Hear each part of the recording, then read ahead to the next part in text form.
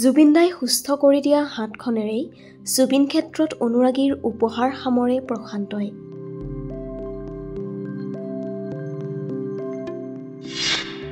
জুবিন ক্ষেত্ৰত দিনে নিশা ঝাৰু মৰা, জাবৰ চফা কৰা আদি সকলোবোৰ কাম কৰে প্ৰশান্তই।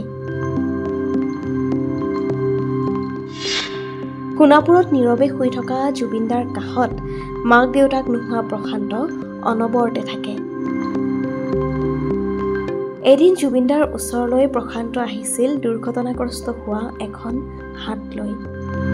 জুবিনদাই প্ৰশান্তৰ হাতখন চাই মেডিকেলত ভৰ্তি কৰোৱাই সমস্ত খৰচ বহন কৰি প্ৰশান্তৰ হাতখন ঠিক কৰিছিল আৰু সেইজন প্ৰশান্তই এতিয়া প্ৰতিটো ক্ষণতে লগৰী জুবিনদাৰ। সোণাপুৰত নীৰৱে শুই থকা জুবিনদাৰ কাষত অনবৰতে থাকে প্ৰশান্ত। মাক দেউতাক নথকা প্ৰশান্তই দিনে নিশাই জুবিনদাৰ বাবে কৰি গৈছে সেৱা। ৰাতিপুৱাৰে পৰা ঝাৰু মৰা, জাবৰ চফা কৰা, আকৌ জুবিনদাক অনুৰাগীসকলে দিয়া গামোচা, টুপি, ফুল এই সকলোবোৰ সামৰাৰ দায়িত্ব প্ৰশান্তৰ।